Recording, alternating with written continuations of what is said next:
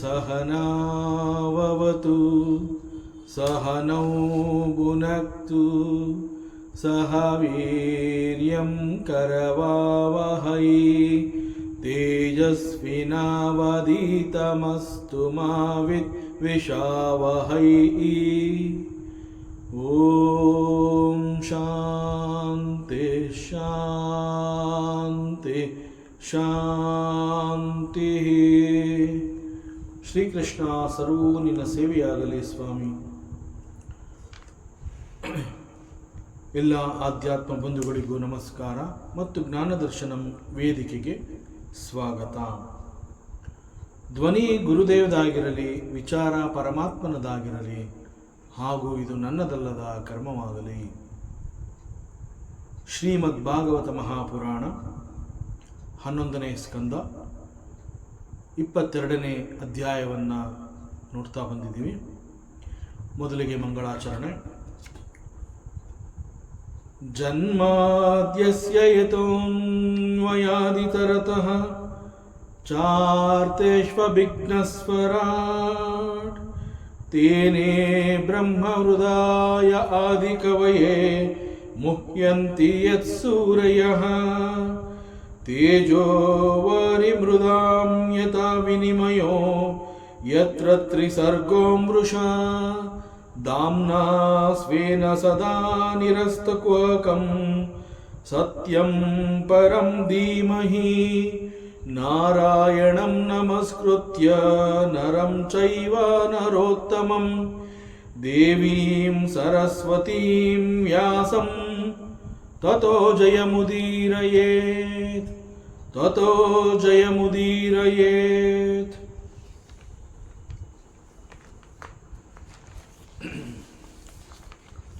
ಉದ್ಧವ ಪರಮಾತ್ಮನಲ್ಲಿ ಪ್ರಶ್ನೆ ಮಾಡಿದ್ದಾನೆ, ಒಟ್ಟು ತತ್ವಗಳ ಸಂಖ್ಯೆ ಎಷ್ಟು? ಅನೇಕರು ತಮ್ಮ ತಮ್ಮ ಅಭಿಪ್ರಾಯಗಳನ್ನು ಕೊಟ್ಟಿರೋದ್ರಿಂದ ತತ್ವಗಳ ಸಂಖ್ಯೆಯಲ್ಲಿ ಒಬ್ಬೊಬ್ಬರ ಪ್ರಕಾರ ಒಂದೊಂದು ರೀತಿ ಇದೆ. ನಿಜವಾಗ್ಲೂ ಇರೋಂತಹ ತತ್ವಗಳು ಎಷ್ಟು?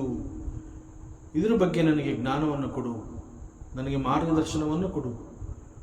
ನಾನು ಇವುಗಳ ಅಧ್ಯಯನವನ್ನು ನಾನು ಮಾಡಬೇಕು. ಯಾಕೆ ಅಂತಂದರೆ ಇದು ಮೋಕ್ಷ ಸಾಧನೆ. ಆದ್ದರಿಂದ ಇದನ್ನು ನಾನು I have to do this. So ನಾನು ಯಾವುದನ್ನು ಫಾಲೋ ಮಾಡಲಿ?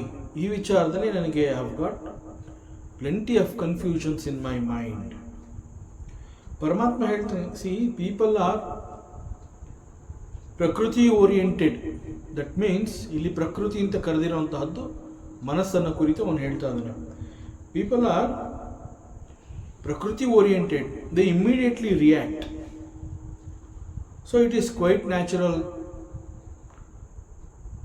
It will disturb them. So what is the solution for this? ಅದನ್ನು ನೀನಿಲ್ಲಿ ಕೇಳ್ತಾ ಇದೆಯಾ? So it is only through ಶಮ ಆ್ಯಂಡ್ ದಮ. ನೀನು ಮನಸ್ಸು ಮತ್ತು ಇಂದ್ರಿಯಗಳನ್ನು ನಿಗ್ರಹಿಸಬೇಕು, ಅವುಗಳ ಮೇಲೆ ಹತೋಟಿಯನ್ನು ಸಾಧಿಸಬೇಕು. ಮನಸ್ಸು ಶಾಂತವಾಗಿರಬೇಕು, ಇಂದ್ರಿಯಗಳು ಹೊರ ಪ್ರಪಂಚಕ್ಕೆ ನುಗ್ಗಬಾರದು. Then it is possible you can focus on the reality. So ಪ್ರಾಪ್ತೆ ಶಮ ದಮೇಪ್ಯೇತಿ ವಾದಸ್ತಮನುಷ್ಯಾಮತಿ. So so on controlling these shama and dama, all the questions about the world that are there in your mind, all the dvandvas, etc., will be disappear on its own very soon. So for that, what you have to do? Have control. Do shama and dama practice. And Paramatma, he continues. Paramatma ಹೇಳ್ತಾನೆ, ಪರಸ್ಪರಾನು ಪ್ರವೇಶ ತತ್ವಾನಾಂ ಪುರುಷರ್ಷಭ ಪೌರ್ವ ಪರಿಯ ಪ್ರಸಂಖ್ಯಾನಾಂ ಯಥಾ ವಕ್ತುರ್ ವಿವಕ್ಷಿತಂ.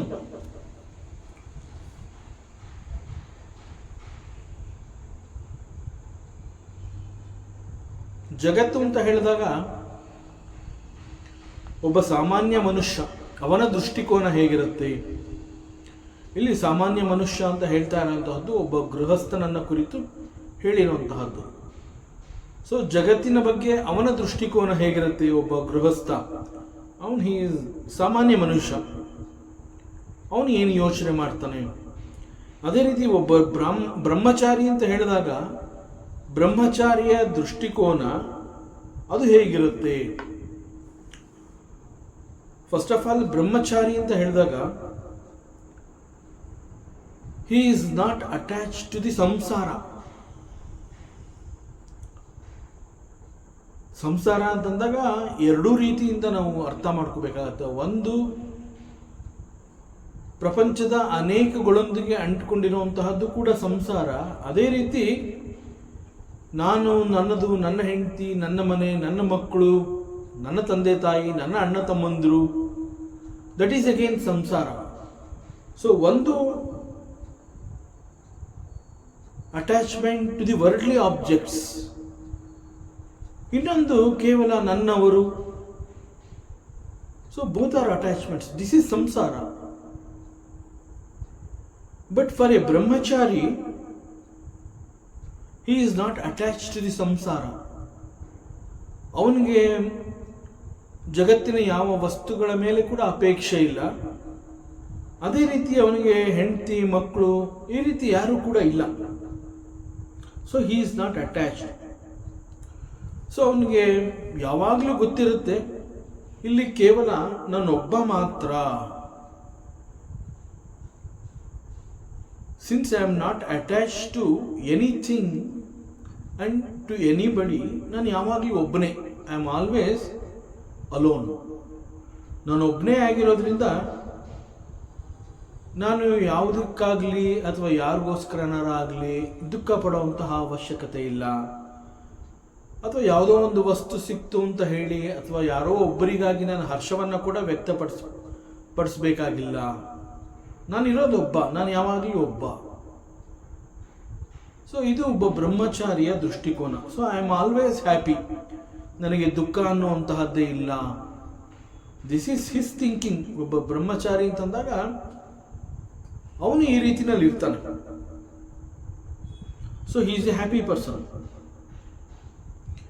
ಅದೇ ಒಬ್ಬ ಸಾಮಾನ್ಯ ಮನುಷ್ಯ ಅಥವಾ ಗೃಹಸ್ಥ ಅಂತ ಹೇಳಿದಾಗ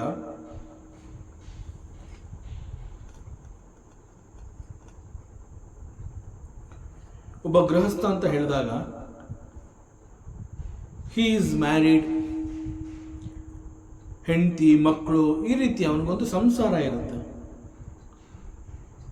so he always sees himself with wife and children. So ಹೀಗಿದ್ದಾಗ ಅವರುಗಳ ಪರಿಸ್ಥಿತಿ ಏನು? ಅದನ್ನ ಇಲ್ಲಿ ಪರಮಾತ್ಮ ಹೇಳ್ತಾ ಇದ್ದಾನೆ. ಹೇ ಪುರುಷರ್ಷಭ, ಉದ್ಧವನಿಗೆ ಅವನು ಹೇಳ್ತಾನೆ, ಹೇ ಪುರುಷ ಶ್ರೇಷ್ಠನೇ, ತತ್ವಗಳ ವಿಚಾರದಲ್ಲಿ ಒಟ್ಟು ಎಷ್ಟಿದೆ ಅನ್ನುವಂತಹದ್ದನ್ನ ನಿಖರವಾಗಿ ಯಾಕೆ ಹೇಳಕ್ಕಾಗೋದಿಲ್ಲ? Do you know that?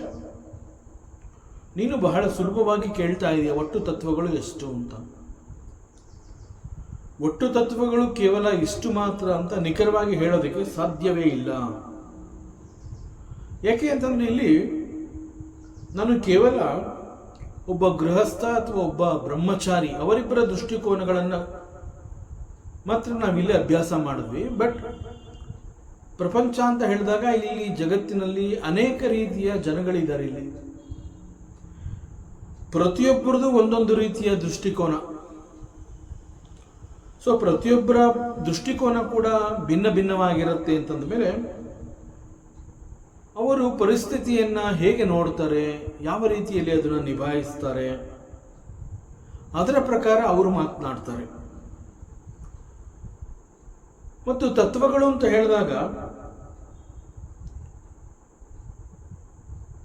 ಈ ವ್ಯಕ್ತಿಗಳು ಒಟ್ಟು ತತ್ವಗಳು ಎಷ್ಟಿದೆ ಅಂತ ಹೇಳಿರ್ತಾರೆ. ಅದಕ್ಕೆ ಅನುಸಾರವಾಗಿ ಕಾರಣವನ್ನ ಕಾರ್ಯದಲ್ಲಿ ಅಥವಾ ಕಾರ್ಯವನ್ನ ಕಾರಣದಲ್ಲಿ ಒಂದಕ್ಕೊಂದು ಸೇರಿಸಿ ಅವರು ನಾನು ಹೇಳಿದ್ದು ಇಷ್ಟು ತತ್ವಗಳು ಇದೇ ಸರಿ, ಈ ರೀತಿ ವಾದ ಮಾಡ್ತಾರೆ.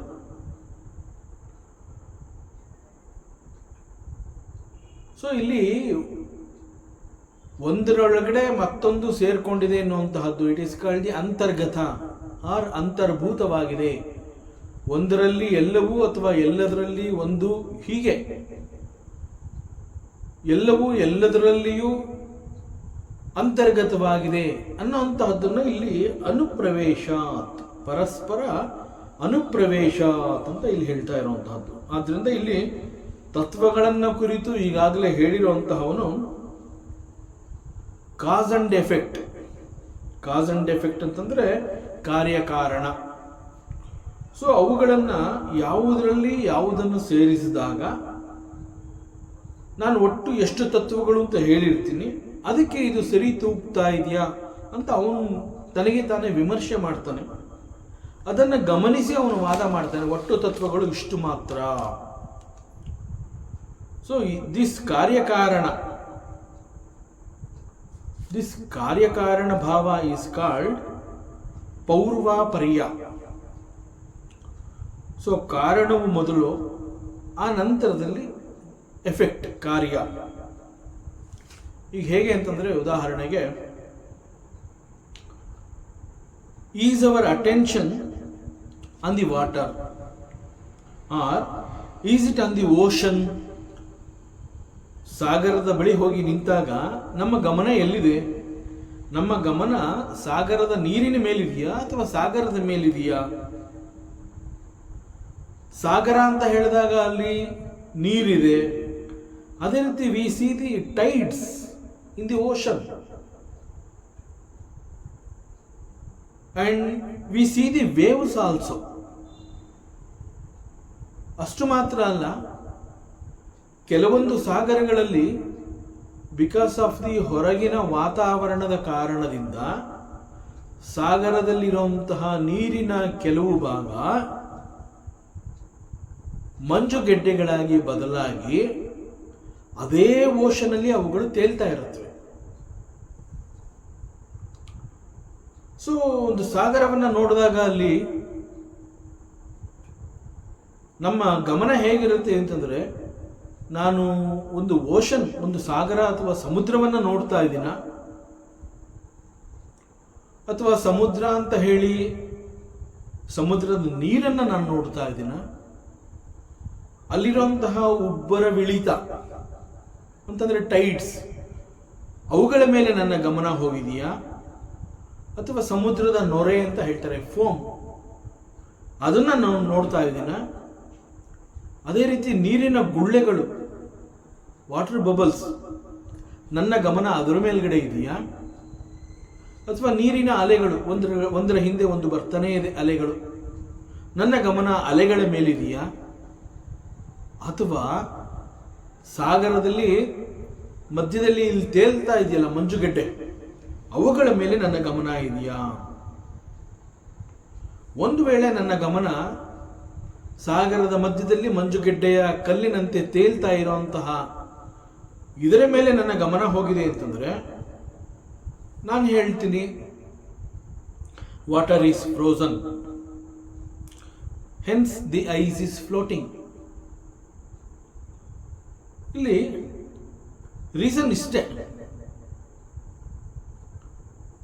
ಹವಾಮಾನದ ಬದಲಾವಣೆಯ ಕಾರಣದಿಂದ ನೀರು ಮಂಜುಗೆಡ್ಡೆಯಾಗಿ ಬದಲಾಗಿದೆ.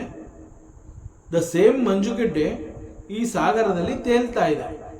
ಅದಕ್ಕೆ ಬೇರೆ ಇನ್ನೇನು ಎಕ್ಸ್ಪ್ಲನೇಷನ್ ಇಲ್ಲ, ಬೇರೆ ಇನ್ಯಾವ ರೀತಿಯಿಂದ ಅದನ್ನು ವರ್ಣನೆ ಮಾಡೋಕ್ಕಾಗೋದಿಲ್ಲ, ಯಾಕೆ ತೇಲ್ತಾ ಇದೆ ಅಂತ ಹೇಳಕ್ಕಾಗೋದಿಲ್ಲ. ಇದು ಐಸ್, ಸಮುದ್ರದಲ್ಲಿರುವಂತಹದ್ದು ಐಸ್, ಅದು ಎಲ್ಲಿಂದಲೋ ಬಂದಿರುವಂತಹದ್ದಲ್ಲ, ಐಸ್ ಅಲ್ಲ ಅದು. So that's all. ರೀಸನ್ ಕೂಡ ಅಷ್ಟೇ, ಪರಿಣಾಮ ಕೂಡ ಅಷ್ಟೇ, ಅಲ್ಲಿ ಬೇರೆ ಇನ್ನೇನು ಇಲ್ಲ. ಒಂದು ಸಾಗರವನ್ನು ದಿಟ್ಟಿಸಿದಾಗ ಈ ರೀತಿ ಆಗತ್ತೆ, that's all. The entire story is over. ಒಂದು ಸಾಗರ ಅಂತಂದಾಗ ಅಲ್ಲಿ ಇಂತಹ ಅನೇಕ ವಿಪರೀತಗಳನ್ನು ನಾವು ನೋಡ್ತೀವಿ. ಸೊ ಸಾಗರದ ನೀರು ಗಟ್ಟಿಯಾಗಿ ಮಂಜುಗಡ್ಡೆಯಂತೆ ಬದಲಾಗಬೇಕು ಅಂತಂದ್ರೆ ಅಲ್ಲಿ ಬೇರೆ ಇನ್ನೇನು ರೀಸನ್ ಬೇಕಿಲ್ಲ. The water is frozen, that's all. ಅದನ್ನು ನೀನು ಯಾವ ರೀತಿಯಿಂದ ಕೂಡ ಸಮರ್ಥನೆ ಮಾಡಿಕೊಳ್ಳುವಂತಹ ಅವಶ್ಯಕತೆ ಕೂಡ ಇಲ್ಲ. ಅದೇ ರೀತಿ if hour attention is on the wave, ನನ್ನ ಗಮನ ಸಾಗರದಲ್ಲಿ ಅಲೆಗಳ ಮೇಲೆ ಹೋಗಿದ್ರೆ ಅವಾಗ ನಾ ಹೇಳ್ತೀನಿ ಸಾಗರದ ನೀರು ಅಲೆಗಳಾಗಿ ಬದಲಾಗಿದೆ ಅಂತ ಹೇಳ್ತೀನಿ. ಮತ್ತು ಇಲ್ಲಿ ನೋಡ್ತಾ ಇರುವಂತಹ ಈ ಎಲ್ಲ ಅಲೆಗಳಿಗೂ ಈ ನೀರೇ ಕಾರಣ. ಸೊ ವಾಟರ್ ಈಸ್ ದಿ ಕಾಸ್. ಈ ಅಲೆಗಳು they are the effects. The water has become the waves. ಒಂದು ವೇಳೆ ನೀರನ್ನ ಬಿಟ್ಟಿರುವಂತಹ ಶಕ್ತಿ ಏನಾದರೂ ಈ ವೇವ್ಸ್ಗೆ ಇದೆಯಾ ಅನ್ನೋ ಒಂದು ಪ್ರಶ್ನೆ ಬರ್ಬೋದು. ಈ ವೇವ್ಸು ಸಮುದ್ರದಲ್ಲಿ ನಾವು ನೋಡ್ತಾ ಇದ್ದೀವಿ, ಸಮುದ್ರದಲ್ಲಿ ನೀರಿದೆ ಅಂತಲೂ ಗೊತ್ತು. ಸಮುದ್ರದ ನೀರನ್ನ ಬಿಟ್ಟು ಈ ಅಲೆಗಳು ಇರೋದಕ್ಕೆ ಸಾಧ್ಯವಾ ಅನ್ನೋಂತಹ ಒಂದು ಪ್ರಶ್ನೆ ಬಂದರೆ no, it is not possible, because the water itself they are the waves. Water has become the waves. ಈ ಅಲೆಗಳು ಒಂದರ ಹಿಂದೆ ಒಂದು ಸಮುದ್ರದಲ್ಲಿ ಬರ್ತಾ ಇದೆ. ಒಂದರ ಹಿಂದೆ ಒಂದು ಅಲೆ, ದೊಡ್ಡ ಅಲೆ, ಸಣ್ಣ ಅಲೆ, ಮಧ್ಯಮ ಗಾತ್ರದ ಅಲೆ, ಹೀಗೆ ಒಟ್ಟಿನಲ್ಲಿ ಸಮುದ್ರದ ತೀರದಲ್ಲಿ ಹೋಗಿ ನಿಂತ್ಕೊಂಡಾಗ ಒಂದರ ಹಿಂದೆ ಒಂದು ಅಲೆಗಳು ಬರ್ತಾ ಇರೋದೆಲ್ಲ ನಾವು ನೋಡ್ತೀವಿ. ಈ ಅಲೆಗಳ ಮಧ್ಯದಲ್ಲಿ ಟೈಡ್ಸ್, ಅದನ್ನ ನೋಡ್ತೀವಿ. ಅಗೇನ್ ಇಲ್ಲಿ ಟೈಡ್ಸ್ ಅಂತ ನಾವೇನು ಹೇಳ್ತಿದ್ದೀವಿ, it is nothing but the water. So ಸಾಗರವನ್ನು ನೋಡಿದಾಗ tides, waves, foam, water bubbles, ನೀರಿನ ಗುಳ್ಳೆಗಳು, see everything is water, that's all. ನೀರನ್ನು ಹೊರತುಪಡಿಸಿದ್ರೆ ಅಲ್ಲಿ ಬೇರೆ ಇನ್ನೇನು ಇಲ್ಲ. ನೀರಿನ ಬೇರೆ ಬೇರೆ ಬದಲಾದ ರೂಪಗಳು, ಅಲೆಗಳು ಅಂತ ಹೇಳಿದಾಗ, ಟೈಡ್ಸ್ ಅಂತ ಹೇಳಿದಾಗ, ನೀರಿನಲ್ಲಿರೋ ಸಮುದ್ರ ಸಾಗರದಲ್ಲಿ ಇರುವಂತಹ ನೊರೆ ಅಂತ ಹೇಳ್ತೀವಿ, ವಾಟರ್ ಬಬಲ್ಸ್, ಇವೆಲ್ಲ ನೀರು ಬಿಟ್ಟು ಹೊರತುಪಡಿಸಿದ್ರೆ ಅದು ಬೇರೆ ಇನ್ನೇನು ಅಲ್ಲ. ಸೊ ಈ ವೇವ್ಸು, ಅಲೆಗಳು, foam, bubbles, these are all the effects. What is the cos? Water is the cos. So water is the cause, tides, waves, etc. are the effects. So where is our attention? ಅದನ್ನು ಕುರಿತು ಇಲ್ಲಿ ಭಗವಂತ ಹೇಳ್ತಿದ್ದಾನೆ, your attention must be on the self. ನೀನು ಸಾಗರದ ತೀರದಲ್ಲಿ ಹೋಗಿ ನಿಂತ್ಕೊಂಡ್ಬಿಟ್ಟು ನಿನ್ನ ಗಮನ ಎಲ್ಲಿದೆ ಅಂತಂದ್ರೆ ಈ ರೀತಿ 100 ಕಡೆ ನಿನ್ನ ಗಮನ ಹರಿತಾ ಇದೆ, ನಿನಗೆ ಯಾವ ಸತ್ಯನೂ ಗೊತ್ತಾಗ್ತಾ ಇಲ್ಲ.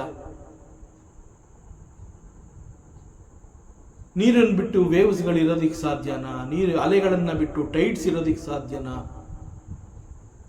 ಈ ಮಂಜುಗಡ್ಡೆಗೂ ನೀರಿಗೂ ಏನು ವ್ಯತ್ಯಾಸ? ಇಂತಹ ಅನೇಕ ಕ್ವಶನ್ಸ್ಗಳು ನಿನಗೆ ಯಾಕೆ ಬರ್ತಾ ಇದೆ ಅಂತಂದ್ರೆ you are not paying the attention properly. So ಅದನ್ನ ಇಲ್ಲಿ ಭಗವಂತ ಹೇಳ್ತಾ ಇದ್ದಾನೆ, hey Uddhava, listen, your attention must be on the self. Your attention must be on the Paramatma, the Lord, not on anything else. ನಿನ್ನ ಗಮನ ಕೇವಲ ಆತ್ಮನ ಮೇಲೆ, ಪರಮಾತ್ಮನ ಮೇಲೆ ಮಾತ್ರ ಇರಬೇಕು. ಆಗ ನಿನಗೆ ಜಗತ್ತಿನ ಯಾವ ಚಿಂತೆಗಳು ಕೂಡ ಕಾಡೋದಿಲ್ಲ. ಏಕಸ್ಮಿನ್ನಪಿ ದೃಶ್ಯಂತೆ ಪ್ರವಿಷ್ಟಾನೀತರಾಣಿ ಚ ಪೂರ್ವಾಸ್ಮಿನ್ ವಾ ಅಪರಾಸ್ಮಿನ್ ವಾ ತತ್ವೇ ತತ್ವಾನಿ ಸರ್ವಶಃ. ವೇದಾಂತದಲ್ಲಿ ಕಾರ್ಯಕಾರಣ ಸಂಬಂಧ ಅಂತ ಒಂದು ಪ್ರಸಿದ್ಧವಾದ ಸಿದ್ಧಾಂತ ಇದೆ. ಕಾಸ್ and effect theory, causation theory ಅಂತ ಹೇಳ್ತಾರೆ. ಸೊ ಈ ಕಾಸೇಷನ್ ಥಿಯರಿ, ಆ ಕಾಸ್ ಅಂಡ್ ಎಫೆಕ್ಟ್ ಥಿಯರಿ ಅಂತ ಹೇಳಿದಾಗ ಇಲ್ಲಿ ನಾವು ಕೆಲವು ನಿಯಮಗಳನ್ನು ನೋಡಬಹುದು. ಆ ನಿಯಮಗಳು ಏನು ಹೇಳುತ್ತವೆ? What are those loss? ಯಾವುದೇ ಒಂದು ಪರಿಣಾಮ ಅಂತಂದ್ರೆ ಎಫೆಕ್ಟ್. ಯಾವುದೇ ಒಂದು ಪರಿಣಾಮ ಅಂತಂದಾಗ ಅಲ್ಲಿ ಒಂದು ಕಾರಣ ಅನ್ನುವಂತಹದ್ದು ಇರಲೇಬೇಕು. If there is an effect, there must be a cos.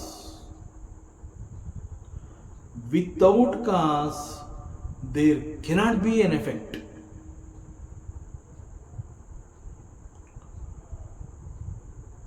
So every effect must have a cause according to this law. ಈಗ ಯಾವುದೇ ಒಂದು ಆಭರಣ ಅಂತ ಹೇಳಿದಾಗ, ಆರ್ನಮೆಂಟ್ಸ್ ಅಂತ ನಾವು ಹೇಳ್ತೀವಲ್ಲ, ಆಭರಣ ಅಂತ ಹೇಳಿದಾಗ ಈ ಆಭರಣಕ್ಕೆ ಕಾರಣ ಏನು ಅಂತ ಕೇಳಿದ್ರೆ ಇಟ್ ಈಸ್ ಚಿನ್ನ, gold. Gold is the cos, ornament is the effect. So ಇಲ್ಲಿ ಚಿನ್ನ ಅನ್ನುವಂತಹದ್ದು ಕಾರಣವಾಗಿದೆ. ಬಿಕಾಸ್ ಆಫ್ ಚಿನ್ನ ದೇರ್ ಈಸ್ ಆಭರಣ. ಒಂದು ವೇಳೆ ಅಲ್ಲಿ ಚಿನ್ನ ಅನ್ನುವಂತಹದ್ದೇ ಇಲ್ಲ ಅಂತಂದ್ರೆ ಈ ಆಭರಣ ಅಂತ ನಾವೇನು ಹೇಳ್ತಾ ಇದ್ದೀವಿ ಆ ಆಭರಣಕ್ಕೆ ಅಸ್ತಿತ್ವನೇ ಇಲ್ಲ. ದೇರ್ ಕೆನಾಟ್ ಬಿ ಆಭರಣ ವಿತೌಟ್ ಚಿನ್ನ. So this is the truth. So it's like every child has got a cause called parent. ಜಗತ್ತಿನಲ್ಲಿ ಇಂತಹ ಅನೇಕ ಪರಿಣಾಮಗಳನ್ನು ನಾವು ನೋಡಬಹುದು. ಅದೇ ರೀತಿ ಒಂದು ಮಡಿಕೆ ಅಂತ ಹೇಳಿದಾಗ ಮಡಿಕೆ ಈಸ್ ಎ ಕಾರ್ಯ, it's an effect. What is the cause? Mud is the cause. ಮಣ್ಣು is the ಕಾರಣ. ಹೀಗೆ ಕಾರ್ಯಕಾರಣ ಸಂಬಂಧ ಅಂತ ಹೇಳಿದಾಗ ಅಲ್ಲಿ ನೋಡಬಹುದಾದಂತಹ ಮೊದಲನೇ ನಿಯಮ ಏನು ಅಂತಂದ್ರೆ, ಯಾವುದೇ ಒಂದು ಕಾರ್ಯ ಆರ್ ಪರಿಣಾಮ ಅಂತ ಹೇಳಿದಾಗ ಆ ಪರಿಣಾಮದ ಹಿಂದೆ ಒಂದು ಕಾರಣ ಅನ್ನುವಂತಹದ್ದು ಇರಲೇಬೇಕು. ಒಂದು ವೇಳೆ ಅಲ್ಲಿ ಕಾರಣ ಅನ್ನುವಂತಹದ್ದು ಇಲ್ಲ ಅಂತಂದ್ರೆ there cannot be an effect. ಇದು ಕೇವಲ ಒಂದು ನಿಯಮ ಅಲ್ಲ, it is a siddhanta. It is a siddhanta. And ಎರಡನೇದು ಮತ್ತೊಂದು ನಿಯಮ ಏನು ಹೇಳುತ್ತೆ, cause itself expresses as many effects. ಕಾರಣ ಅನ್ನುವಂತಹದ್ದು ಕಾರ್ಯಕ್ಕಿಂತ ಬೇರೆ ಅಲ್ಲ. That means the effects are nothing but the cause itself. See, mannu is the cause, madike is the effect. Mannu is the cause ಅಂತ ಹೇಳಿದಾಗ we can see varieties of type, varieties and different sizes of the parts. ಅದೇ ರೀತಿ ಚಿನ್ನ ಅನ್ನುವಂತಹದ್ದು ಕಾರಣವಾಗಿದೆ ಅಂತಂದಾಗ ಎಲ್ಲ ಆಭರಣಗಳಿಗೂ ಚಿನ್ನವೇ ಕಾರಣವಾಗಿರುತ್ತೆ. ಅಲ್ಲಿ ಯಾವುದೇ ಆಭರಣವನ್ನ ನಾವು ನೋಡಿದ್ರು ಕೂಡ ಆ ಆಭರಣಕ್ಕೆ ಕಾರಣ ಏನು ಅಂತಂದ್ರೆ ಇಟ್ ಇಸ್ ಚಿನ್ನ. ಚಿನ್ನವನ್ನ ಹೊರತುಪಡಿಸಿದ್ರೆ ಅಲ್ಲಿ ಬೇರೆ ಇನ್ಯಾವ ಕಾರಣ ಕೂಡ ಇಲ್ಲ. ಅದೇ ರೀತಿ ಪುರುಷ, man alone expresses as many roles. Even ವೇದಾಂತದಲ್ಲಿ ಇದು ಕೂಡ ಬಹಳ ಪ್ರಸಿದ್ಧವಾದಂತಹ ಒಂದು ಹೇಳಿಕೆ. ಪುರುಷ is the same, man is the same, but ಅವನ ತಂದೆ ತಾಯಿಗಳಿಗೆ ಹಿ ಇಸ್ ದಿ ಮಗ, the role of a son. ಹೆಂಡತಿಗೆ ಹಿ ಇಸ್ ಗಂಡ, the role of a husband. The same ಪುರುಷ is the father of his children. ತನ್ನ ಮಕ್ಕಳಿಗೆ ಅವನು ತಂದೆ ಆಗಿರ್ತಾನೆ. ದ ಸೇಮ್ ಪುರುಷ ಇಸ್ ದಿ ಅಣ್ಣ ಆರ್ ತಮ್ಮ for his brothers and sisters. ಪುರುಷ is the same, he is one and only, but his roles are many. ಒಂದು ಮನೆಯೊಳಗೆ ಅವನ roll ಅನೇಕಗಳಾಗಿರುತ್ತೆ. Similarly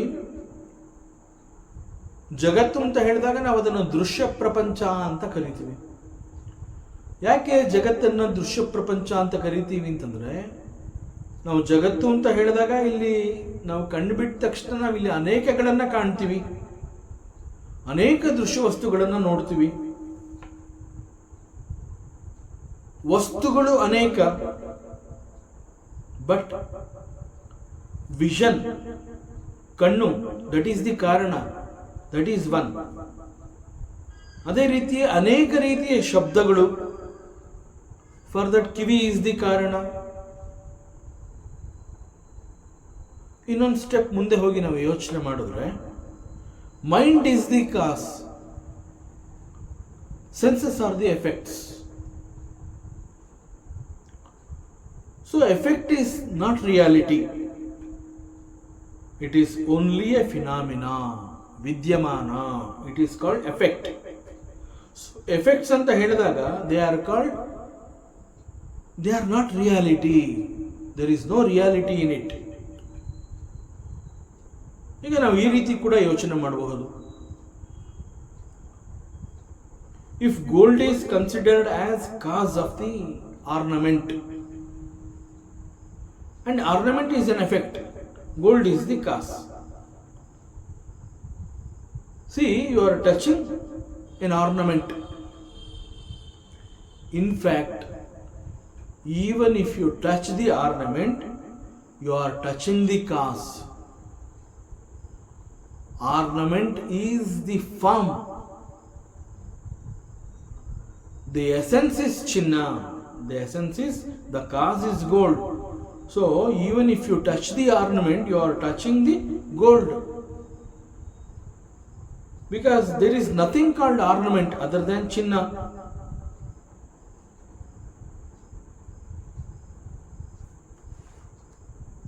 See, if you are interacting with your mind and the mind is an effect, ಇಲ್ಲಿ ವೇದಾಂತ ಪುರುಷ ಪ್ರಕೃತಿಯನ್ನು ಇದು ನೆನಪು ಮಾಡಿಕೊಡುತ್ತೆ. ಸಿ, ಯು ಆರ್ ದಿ ಪುರುಷ and mind is said to be the prakriti, and it is really wonder to know this purusha is lost because of the eruption of the mind. What is this eruption of the mind?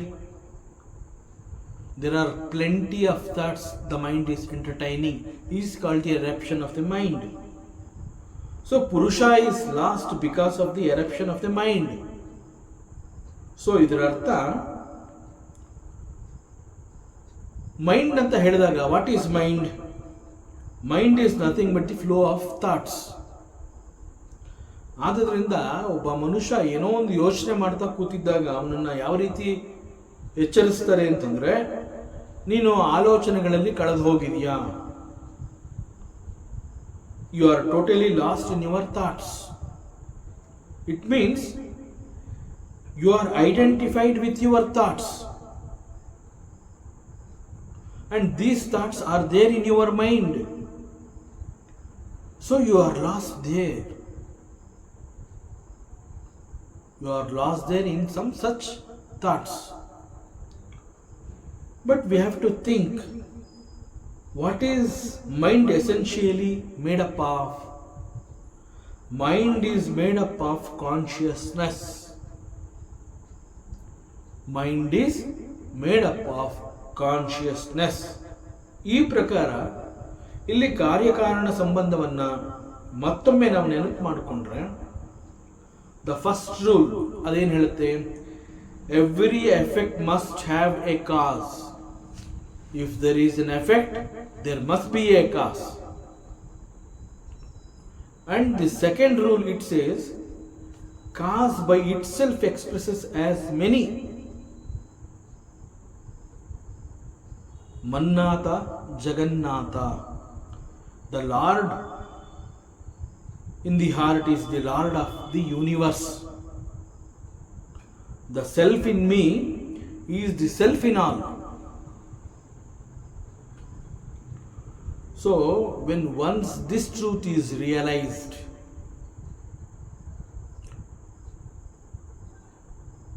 ಆಗ ಅನುಭವ ಏನು ಅಂತಂದರೆ, the ornament says the gold in me is the gold in all the ornaments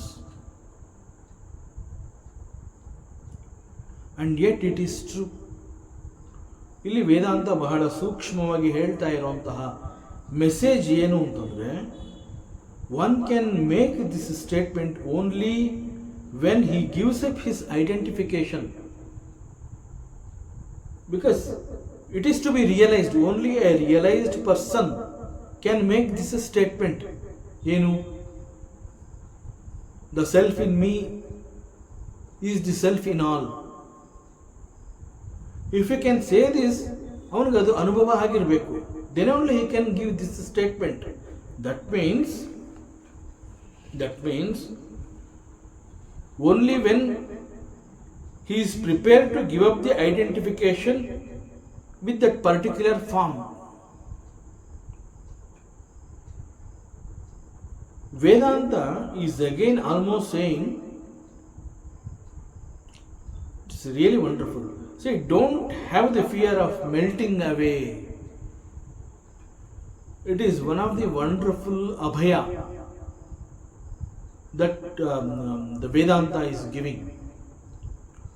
So don't have the fear of melting away. ಹೆದರ್ಕೋಬೇಡ, because get away from it. ಆ ಒಂದು thinking ಇಂದ ನೀನು ಈಚೆ ಬಂದ್ಬಿಡು. Don't get attach to it. See, if you know that you are the source, then you can be anything. This is the ಅಭಯ of the Vedanta. You should have that clarity. It means you always exist. ಅದನ್ನೇ ಇಲ್ಲಿ ವೇದಾಂತ ಹೇಳ್ತಾ ಇರುವಂತಹದ್ದು. You always exist, but in different forms. Again here forms means effects. So effects are not the reality. ಅವು ಕೇವಲ phenomena, ವಿದ್ಯಮಾನಗಳು. ವಿದ್ಯಮಾನಗಳು ಅಂತಂದ್ರೇನು? ಈಗ ಇದ್ದು ಮುಂದೆ ಬದಲಾಗಿ ಹೋಗುವಂತಹದ್ದು. It comes into the existence and goes away from the existence. That is called phenomena. So ಇಲ್ಲಿ ಒಂದು ವೇಳೆ ಈ ಚಿನ್ನ ಅನ್ನುವಂತಹದ್ದು ನಾನು ಕರಗಿ ಹೋಗ್ತೀನಿ ಅಂತ ಏನಾರು ಅದು ಹೆದರ್ಕೊಂಡ್ರೆ, then it cannot become bangle, or it cannot become necklace, or it cannot become a ring. Gold knows that I am the source ಅನ್ನುವಂತಹದ್ದು ಚಿನ್ನಕ್ಕೆ ಗೊತ್ತಿದೆ. ಸೊ ಚಿನ್ನಕ್ಕೆ ಅದು ಗೊತ್ತಿರೋದ್ರಿಂದ there is no fear for the ಚಿನ್ನ.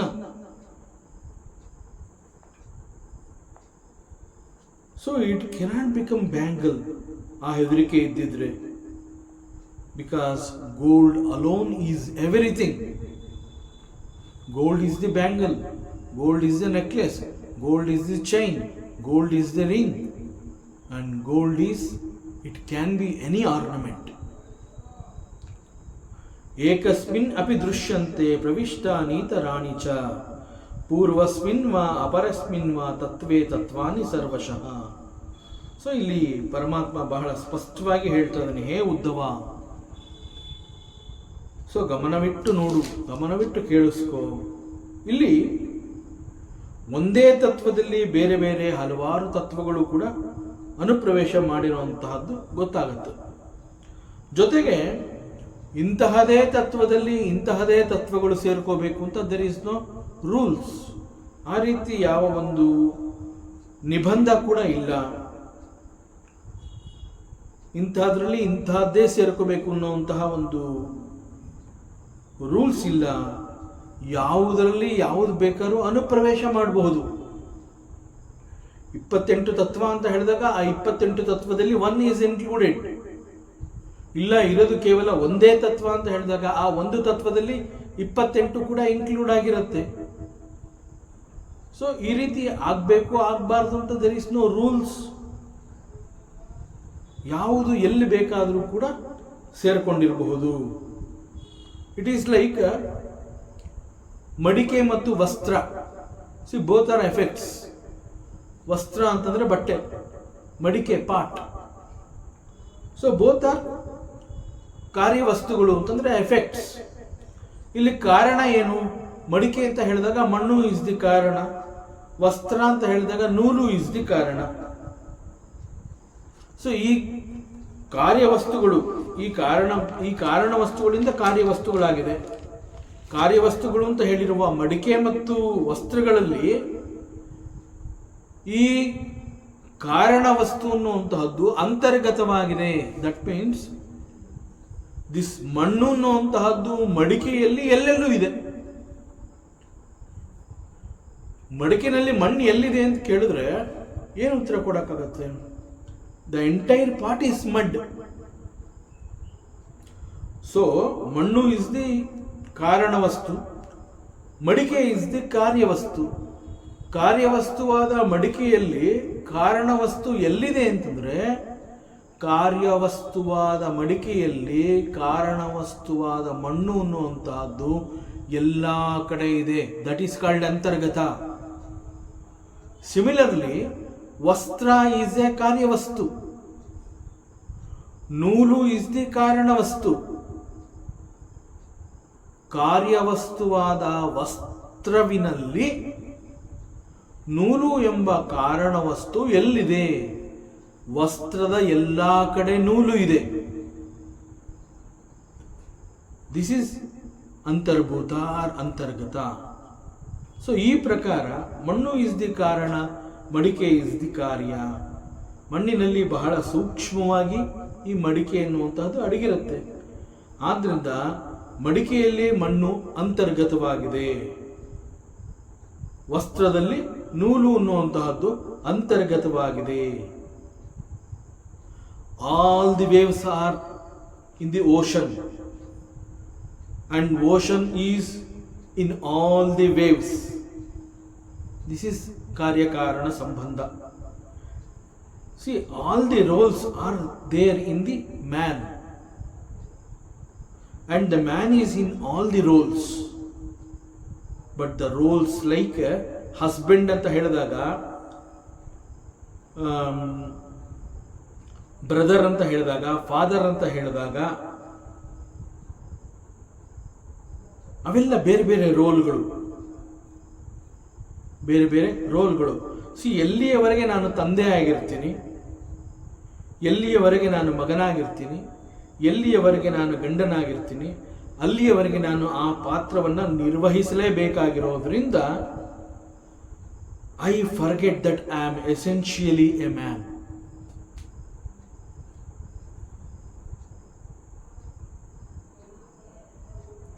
So the man knows that I am now before my parents, so I am the son. And the same man, he is before his children, and he knows that he is the father. The same man is before the wife, and he knows that he is the husband. So ತಂದೆ ಆಗಿರಲಿ, ಮಗನಾಗಿರಲಿ, ಗಂಡನಾಗಿರಲಿ, if the man wants to know that he is essentially a man, he must be prepared to give up the roles according to the situations. ಹೆಂಡತಿ ಕರೆದಾಗ ಗಂಡನಾಗಿ ಅವಳು ಮುಂದೆ ಹೋಗಬೇಕು. ಅಲ್ಲಿಯವರೆಗೆ ಅವನು ತಂದೆ ತಾಯಿಗಳ ಎದುರಿಗೆ ಮಗನಾಗಿ ನಿಂತಿದ್ದ. ದ ಸೇಮ್ ಮ್ಯಾನ್ ಹೆಂಡತಿ ಎದುರುಗಡೆ ಗಂಡ ಅಂತ ಅನ್ನಿಸ್ಕೋಬೇಕು ಅಂತ ಇಲ್ಲಿಗೆ ಬಂದಾಗ ಪೇರೆಂಟ್ಸ್ ಎದುರುಗಡೆ ಅವನು ಮಗನಾಗಿದ್ದಲ್ಲ, ಆ ರೋಲ್ನ ಅವನು ಬಿಟ್ಕೊಡ್ಬೇಕು. He has to take up this role, husband role. ಮಕ್ಕಳುಗಳು ಅಪ್ಪ ಅಂತ ಕರೆದಾಗ ಗಂಡನ ರೋಲ್ನ ಬಿಟ್ಬಿಟ್ಟು ಮಕ್ಕಳ ಎದುರುಗಡೆ ನಿಂತ್ಕೋಬೇಕು. ಹಿ ಈಸ್ ಅಪ್ಪ.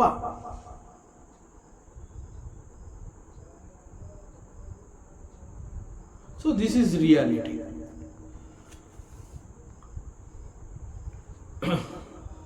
So if the man wants to know that he is essentially a man, he must be prepared to give up the roles according to the situations.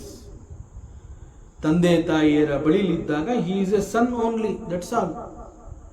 ಗಂಡನ ರೋಲು, ತಂದೆಯ ರೋಲು, ಗಂಡನ ರೋಲ್ ಮಾಡ್ಬೇಕಾದ್ರೆ ಆ ತಂದೆ roll ಬಿಟ್ಕೊಡ್ಬೇಕಾಗತ್ತೆ. ಮಕ್ಕಳ ಬಳಿ ಬಂದಾಗ ಅವನು ಗಂಡನ ರೋಲ್ನ ಬಿಟ್ಬಿಟ್ಟು ತಂದೆ ರೋಲ್ಗೆ ವಾಪಸ್ ಬರಬೇಕಾಗತ್ತೆ. ತಂದೆಯ ರೋಲ್ ನಿರ್ವಹಿಸಬೇಕಾಗತ್ತೆ. ಹೆಂಡತಿ ಬಳಿ ಬಂದಾಗ ಅವನು ಗಂಡನಾಗಬೇಕಾಗತ್ತೆ. Has to become the husband. ಹೀಗೆ ತನ್ನ ಪಾತ್ರವನ್ನ ಬದಲಾಯಿಸಲು ಅವನು ಸದಾ ಸಿದ್ಧನಾಗಿರಬೇಕು. So when you are switching the roles, you have to give up the roles of the father in order to take on the role of a husband and so on. The effect has to vanish in order to know the cause. So this is the truth lies here. Paurva pariya matomisham prasankhyanam abhipsitam yatha viviktam yadvaktram grashnimo yukti sambhavat.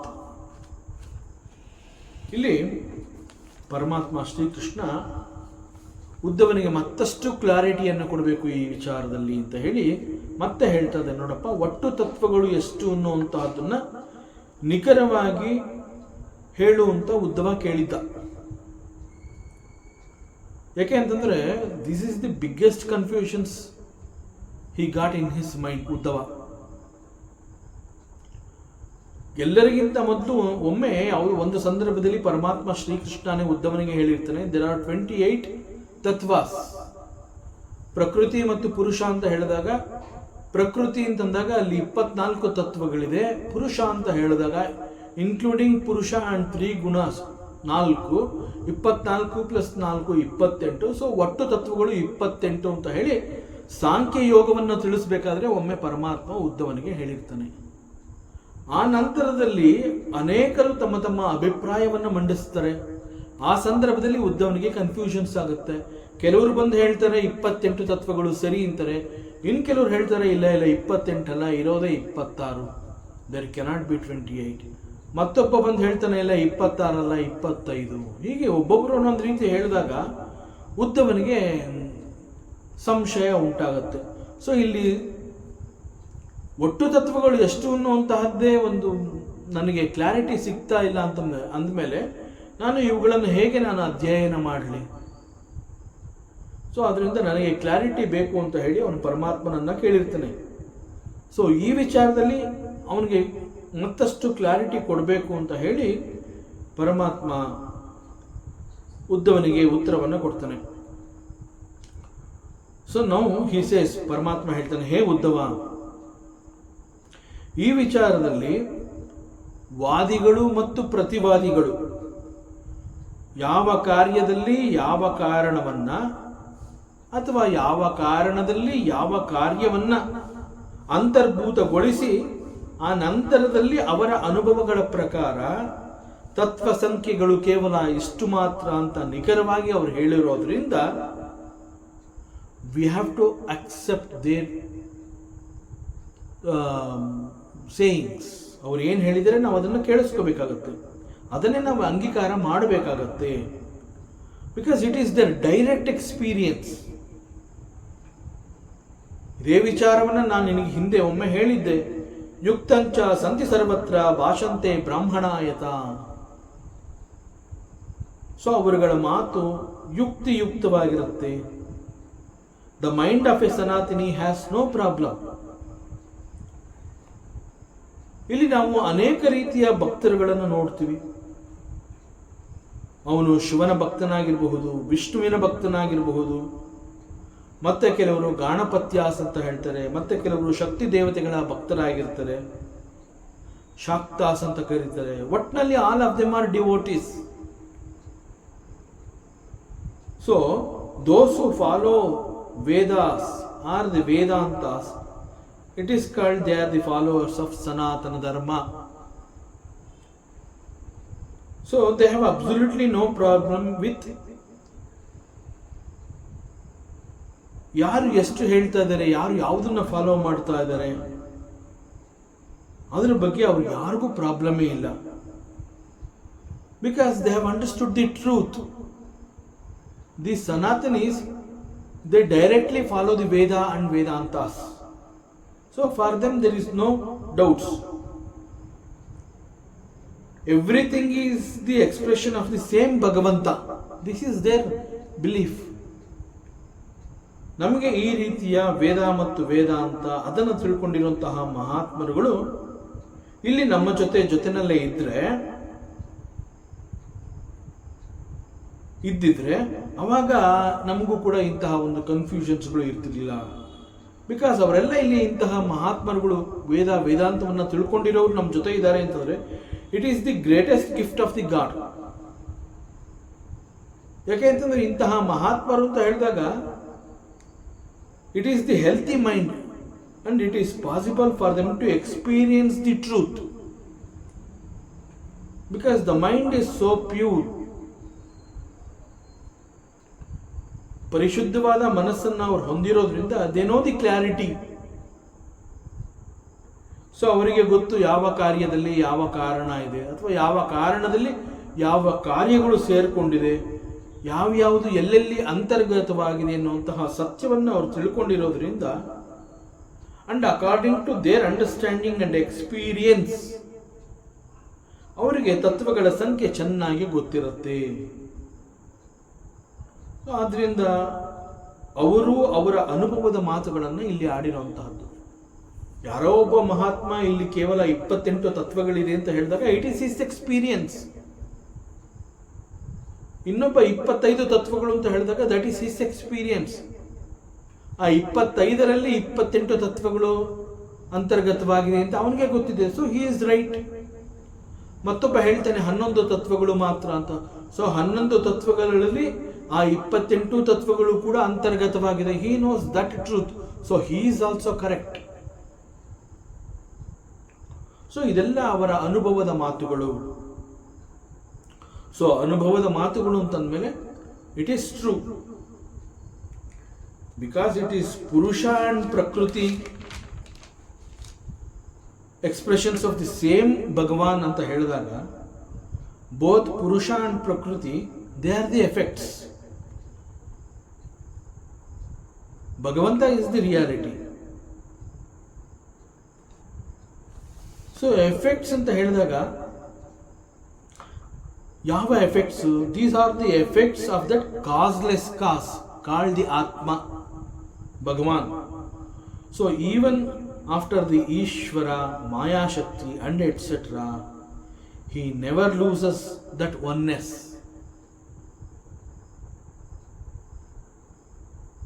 ಇದು ಹೇಗೆ ಅಂತಂದ್ರೆ ಒಬ್ಬ ವ್ಯಕ್ತಿ ಅಥವಾ ಒಬ್ಬ ಮನುಷ್ಯ he knows that ನನಗೆ ಅನೇಕ ರೋಲ್ಗಳಿದೆ, ನಾನು ಅನೇಕ ಪಾತ್ರಗಳನ್ನು ಮಾಡಬೇಕಾಗತ್ತೆ ಅಂತ ಅವನಿಗೆ ಗೊತ್ತು. ಸೊ ಅವನೇನ್ ಮಾಡ್ತಾನೆ, ಮನೆಗೆ ಬರ್ತಾನೆ. ಮನೆಗೆ ಬಂದಾಗ ಅವನು ಎಷ್ಟು ಪಾತ್ರಗಳನ್ನು ಮಾಡಬೇಕಾಗತ್ತೆ. ಮನೆಯಲ್ಲಿ ಹಿರಿಯರು ಅಂತ ಹೇಳಿ ಅವರ ತಂದೆ ತಾಯಿ ಇದ್ದಾಗ ಅವನು ಅವರ ಮಗನಾಗಿ ಅಲ್ಲಿ ಪಾತ್ರವನ್ನು ಮಾಡ್ತಾನೆ.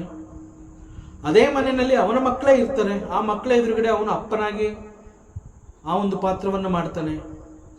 ಮನೆಯಲ್ಲಿ ಹೆಂಡತಿ ಇರ್ತಾಳೆ, ಹೆಂಡತಿ ಎದುರಿಗೆ ಅವನು ಗಂಡನ ರೋಲ್ ಮಾಡಬೇಕಾಗತ್ತೆ, ಅದನ್ನು ಮಾಡ್ತಾನೆ.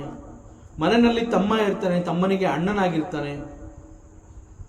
ಮತ್ತೆ ಅವನಿಗೆ ಒಬ್ಬ ಅಣ್ಣ ಇರ್ತಾನೆ, ಆಗ ಅಣ್ಣನಿಗೆ ಇವನು ತಮ್ಮನಾಗಿರ್ತಾನೆ. ಬಟ್ ಎಲ್ಲ ಪಾತ್ರಗಳು ಕೂಡ ನಿಜ ಅಲ್ವಾ? ಥಿಂಕ್. ತಂದೆ ಎದುರುಗಡೆ ಇವನು ಮಗ, ಮಕ್ಕಳ ಎದುರುಗಡೆ ಇವನ ಅಪ್ಪ.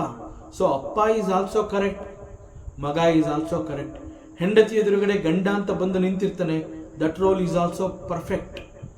ತನ್ನ ತಮ್ಮನ ಎದುರುಗಡೆ ಅಣ್ಣ ಅಂತ ಬಂದು ನಿಂತಿರ್ತಾನೆ, ಅಣ್ಣನ ಪಾತ್ರ ಈಸ್ ಆಲ್ಸೋ ಕರೆಕ್ಟ್. ಸೊ ಎಲ್ಲ ಪಾತ್ರಗಳು ನಿಜ. ಆದರೂ ಕೂಡ ultimately essentially he is the man. So he knows this truth. So he continues to be the man always. Like ಚಿನ್ನ ಅನೇಕ ಆಭರಣಗಳಾಗಿ ಕಂಡುಬರುತ್ತೆ. ಎಲ್ಲ ಆಭರಣಗಳಲ್ಲಿ ಇರೋಂತಹದ್ದು ಚಿನ್ನ ಮಾತ್ರ. So where are we going wrong? ಯಾಕೆ ನಮ್ಗೆ ಅಷ್ಟು ಕನ್ಫ್ಯೂಷನ್ಸ್ಗಳಾಗ್ತದೆ? It is only because we consider ourselves to be separate from the wife, separate from the children, separate from the parents. ನಮಗೆ ಆಲ್ ಇನ್ಕ್ಲೂಸಿವ್ ವಿಷನ್ ಸಿಗ್ತಾ ಇಲ್ಲ. That oneness, inclusive ಒಂದು vision ನಮಗೆ ಗೊತ್ತಾಗ್ತಾ ಇಲ್ಲ. ಯಾಕೆ ಈ ರೀತಿ ಆಗ್ತಾ ಇದೆ? Why it is happening? Because of the ignorance. So because of ignorance I consider this body is me. ದೇಹವನ್ನು ನಾನು ಅಂತ ನಂಬಿರೋದ್ರಿಂದ ನಾನು ಕೇವಲ ಈ ದೇಹದಷ್ಟು ಮಾತ್ರ, ನಾನು ಈ ದೇಹಕ್ಕೆ ಮಾತ್ರ ಸೀಮಿತನಾಗಿದ್ದೀನಿ. So this is my experience and thinking. ನಾನು ಕೇವಲ ನನ್ನನ್ನು ಈ ಒಂದು ಫಾರ್ಮ್ನಲ್ಲಿ ಗುರುತಿಸ್ಕೋತೀನಿ. ನಾನು ಅಂತಂದರೆ ನನ್ನ ದೇಹ ಹೇಗಿದೆ ಅದು ನಾನು. ಸೊ ನಾನು ಅನ್ನುವಂತಹದ್ದು ನನ್ನ ಮನಸ್ಸಿಗೆ ಬಂದಾಗ ಈ ಒಂದು ದೇಹದ ರೂಪದಲ್ಲಿ ನಾನು ನನ್ನನ್ನು ಗುರುತಿಸ್ಕೊಂಡಿರೋದ್ರಿಂದ ಕೇವಲ ಇಷ್ಟು ಮಾತ್ರಕ್ಕೆ ಮಾತ್ರ ನಾನು ನನ್ನನ್ನು ಸೀಮಿತ ಮಾಡ್ಕೊಂಡಿದ್ದೀನಿ. So this is called ignorance, ಅವಿದ್ಯೆ. So how to come out from this? ಎಲ್ಲ ಆಭರಣಗಳಲ್ಲಿರುವಂತಹದ್ದು ಕೇವಲ ಚಿನ್ನ. ಎಲ್ಲ ಆಭರಣಗಳಲ್ಲಿರುವಂತಹದ್ದು ಕೇವಲ ಚಿನ್ನ. ದ ಸೇಮ್ ಚಿನ್ನ ನೆಕ್ಲೆಸ್ನ ಬಿಟ್ಕೊಟ್ಟು ಉಂಗುರ ಆಗತ್ತೆ. ದ ಸೇಮ್ ಚಿನ್ನ ಉಂಗುರವನ್ನು ಬಿಟ್ಕೊಟ್ಟು ಬಳೆ ಆಗತ್ತೆ. ದ ಸೇಮ್ ಚಿನ್ನ ಬಳೆಯನ್ನು ಬಿಟ್ಕೊಟ್ಟು ಒಂದು ಚೈನ್ ಆಗತ್ತೆ. So it is because the ಚಿನ್ನದಲ್ಲಿ ಆ ಒಂದು ಚಿನ್ನದ ನಿಷ್ಠೆ ಇದೆ. That sincerity, the promptness is there in the ಚಿನ್ನ. ಸೊ ಅಲ್ಲಿ ಚಿನ್ನದಲ್ಲಿ ಅಂತಹ ನಿಷ್ಠೆ ಇರುವ ಕಾರಣದಿಂದ it is easy for the gold that it can give up any form and it can take any form. So this we have to understand. So this secret we have to understand. Then it is easy that I am essentially a man.